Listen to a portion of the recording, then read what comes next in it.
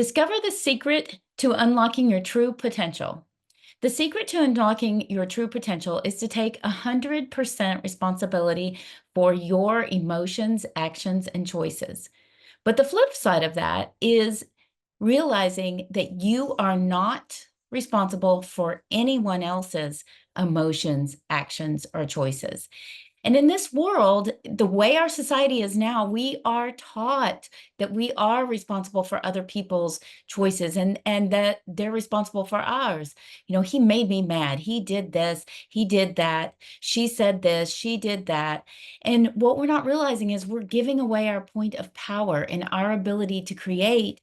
And when we do that, and then the question is, well, if they made me mad, my how am I 100% responsible for that? Because you get to choose your emotions regardless of what somebody else does.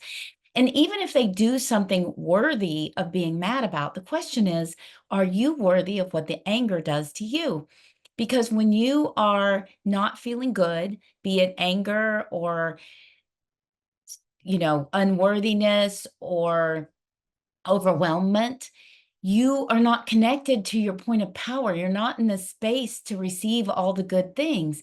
And we have gotten used to in our society blaming others for how we feel and going around thinking, well, if they would just be different, my life would be better. And it's giving away our power in every moment.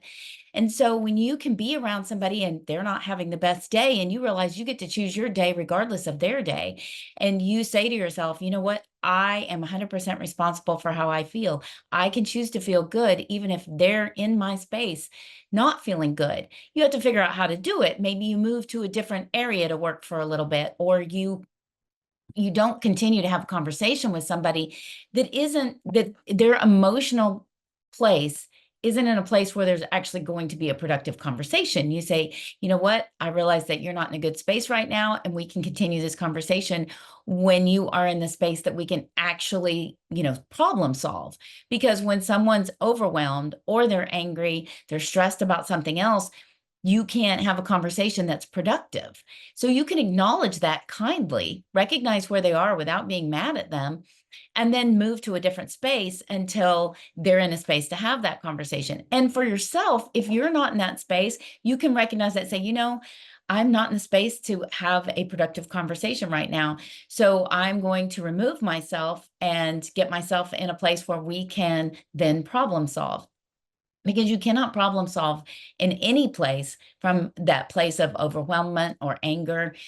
And then you develop tools, and which I have a ton of them. You can find them on my different social media, but you use your tools to get yourself in a better place. You use things that you've created, things that you can remember or appreciate, or your favorite music, or realizing that you are capable, and you use those tools to help you get into a better space, and then you go back and address that situation.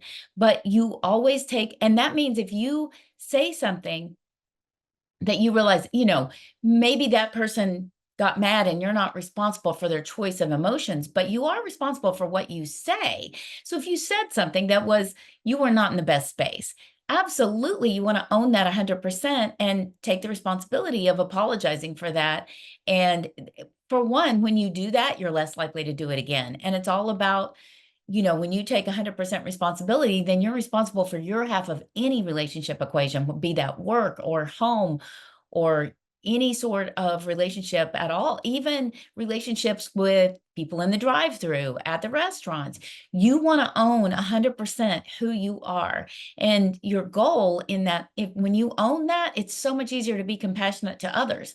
Because if you think they're responsible for your bad day, you're not compassionate because you're mad at them. But if you understand that they're not responsible for your emotions, actions, or choices any more than you're responsible for theirs, then you own the responsibility that you do have to be a kind, respectful person. And also, you can be compassionate to them because you know that they're just having a tough time and it has nothing to do with you, even if they're lashing out at you. And that's something to remember, is everyone's doing the best they can with the knowledge and tools they have at the time. And we're not all the same every day. If you're going through a rough time emotionally, you have more times when you're not at 100%.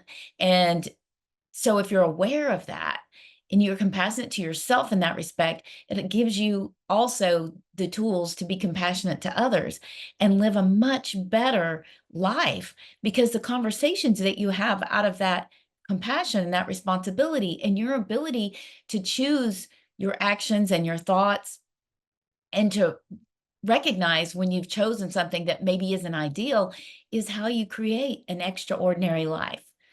So, taking 100% responsibility for your actions, choices, and emotions is how you learn to live an extraordinary life every day.